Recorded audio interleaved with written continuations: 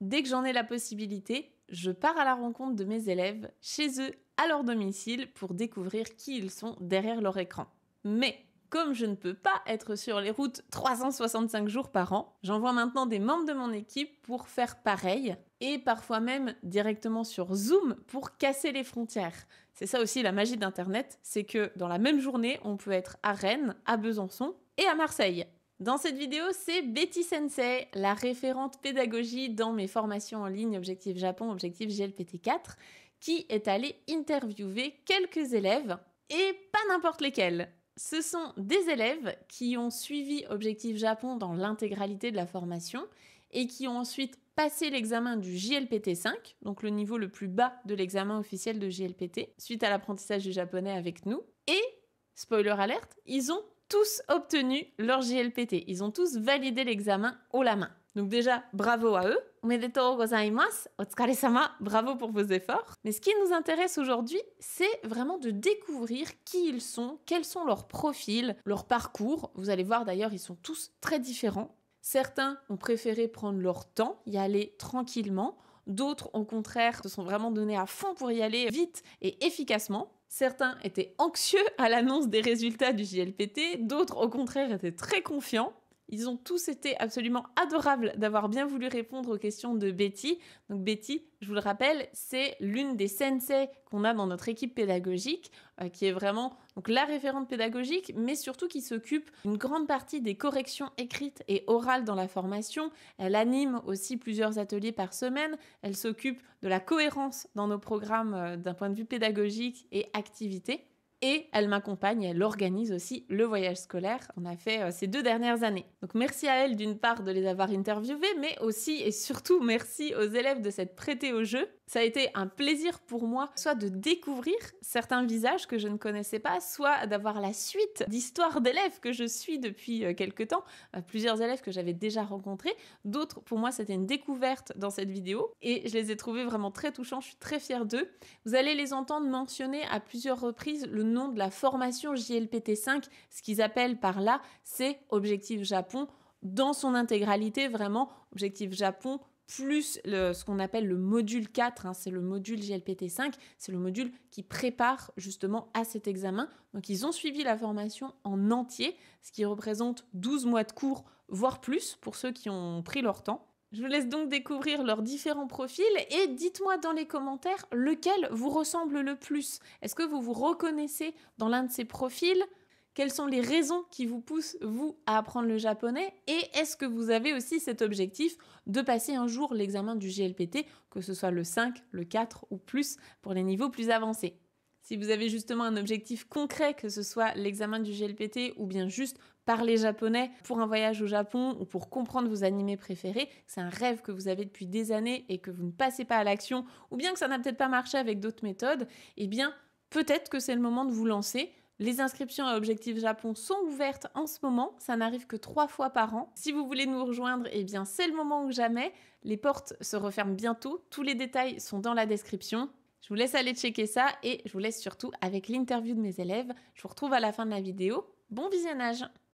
Est-ce que tu pourrais te présenter? Mélanie, donc j'apprends le japonais depuis quelques temps, depuis 2 ans maintenant, et j'ai fait donc la formation JLPT5 et j'ai obtenu le JLPT5. Je m'appelle Stéphane Dominguez, je suis juriste en droit des sociétés, j'ai 33 ans et je vis en Île-de-France. Je m'appelle Églantine, j'ai 42 ans, je suis inscrite à la formation depuis février 2023. Là, je suis à présent sur objectif JLPT4. Clément Lallemand, ça fait bientôt 2 ans et demi que je suis la formation. Romain Goliot, j'ai 25 ans, je suis ingénieur mécanique côté Rennes et j'ai commencé du coup à apprendre le japonais fin d'été 2022. Est-ce que l'objectif JLPT t'a aidé à garder ta motivation?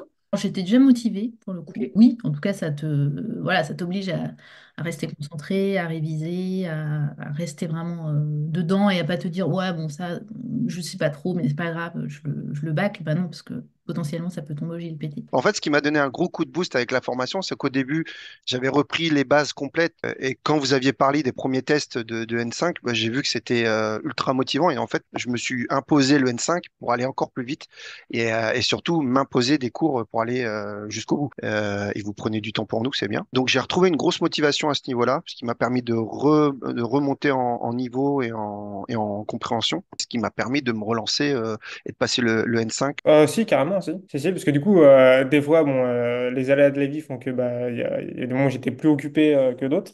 Et j'étais là, bon, il va falloir travailler les cours que j'ai en retard parce que sinon, je serais pas à jour sur mon planning. Ce que j'aimais bien aussi dans le JLPT 5, c'est qu'il y avait vraiment des deadlines et les cours se débloquaient au fur et à mesure, ça j'aimais bien. Donc ça me motivait à faire ça, quoi, à suivre le rythme. Oui, je pense que voilà, le fait d'être suivi comme ça, enfin d'avoir les vidéos à regarder, en fait, on faisait qu'une seule chose. Est-ce que tu étais confiante quand tu es arrivée à l'examen ou pas? Oui, parce que voilà, j'avais vraiment tout bien révisé, j'avais fait pas mal de tests blancs, j'avais fait les ateliers avec toi. Donc, ouais, ouais, j'étais confiante. J'étais plutôt confiant, mais j'étais un peu short en fait sur mon planning, pour être honnête. C'est-à-dire qu'il me manquait, je crois, 2 semaines de cours. Et puis là où c'était vraiment plus dur, c'était sur la compréhension orale. Moi, non. Franchement, voilà, au vu du taux de réussite, qui est assez bas au niveau national, hein, voilà, au niveau même mondial, je pense. Puis j'ai fini la formation juste, je pense, 1 ou 2 semaines avant. Vraiment, ça a été, j'ai fini, j'ai passé. Donc non, j'étais pas confiante. Juste avant, oui.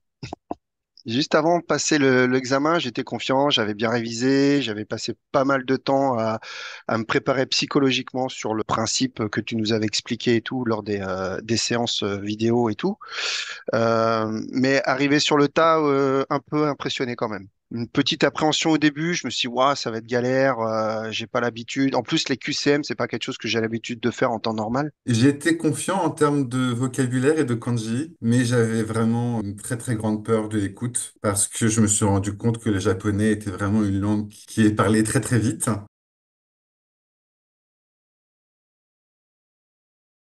C'est en 3 parties, si je Oui. me souviens bien.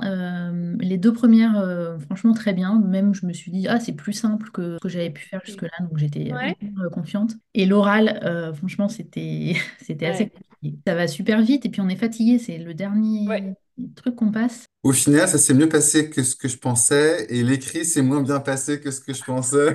En orthographe, là, ça a été. Les kanji et tout, tout ça, je maîtrise plutôt pas mal. C'était de mon niveau, on va dire, le N5.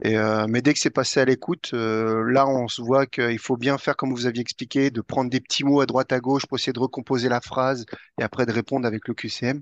Et ça va vite, mine de rien. On dirait pas, mais ça va vite. Qu'est-ce que t'as apporté la formation en plus du JLPT? Je dirais un peu de début d'amusement, parce qu'à la fin de la formation, quand même, on peut comprendre pas mal de choses. C'est un début de fun. Ou ensuite, derrière, c'est un peu un cycle qui s'auto-alimente où bah, on a envie de progresser et en fait, on sait où chercher les ressources. Un cadre, une routine, d'autres façons aussi de s'organiser ou de mémoriser. L'application Anki, je ne connaissais pas du tout et ça m'a vraiment beaucoup aidé à optimiser le temps et aussi à se dire si aujourd'hui j'ai vraiment vraiment pas de temps, au moins j'aurai 10 minutes d'Anki. Et donc c'est vrai que mine de rien, ça aide à garder le cap, mais aussi à ne pas se démotiver et à se dire bon bah au moins j'ai fait ça, donc je vais continuer. Bah, déjà, il y a les cours de Sophie qui sont vraiment très bien faits. Enfin, moi, là, je suis sur les JLPT 4. Et puis, bah, les ateliers. Les ateliers où, voilà, on peut, on peut s'entraîner, on peut travailler avec vous, on peut poser les questions en direct.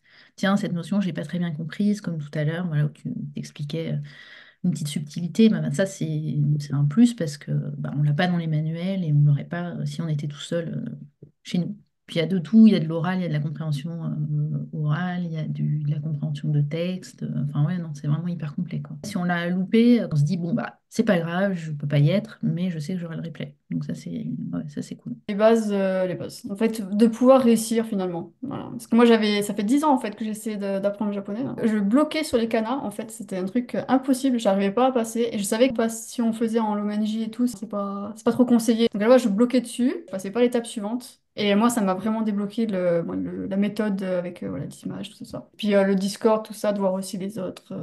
On avait fait un petit meeting aussi entre étudiants sur Dijon. Enfin voilà, c'était assez cool. Voilà, on avait essayé de faire deux, trois trucs comme ça. Le plus, si on parle vraiment de la formation en elle-même, une meilleure compréhension de tout, parce que les cours que je faisais avant s'arrêtaient au cours. Et là, quand on fait les cours avec Sophie, donc elle met son petit plus, toi tu mets le tien quand tu nous réponds.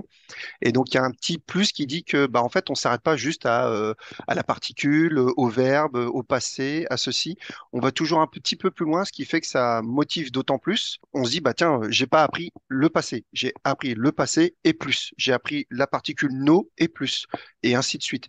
Et donc, je trouve que c'est un gain supplémentaire pour les personnes qui passent la formation. Est-ce que tu recommandes Objectif Japon? Et si oui, bah pourquoi? Oui, effectivement, je recommande, j'en parle beaucoup autour de moi, et je le recommande aussi aux personnes qui veulent apprendre le japonais, parce que c'est complet, parce que vous êtes réactif, parce qu'il y a les ateliers.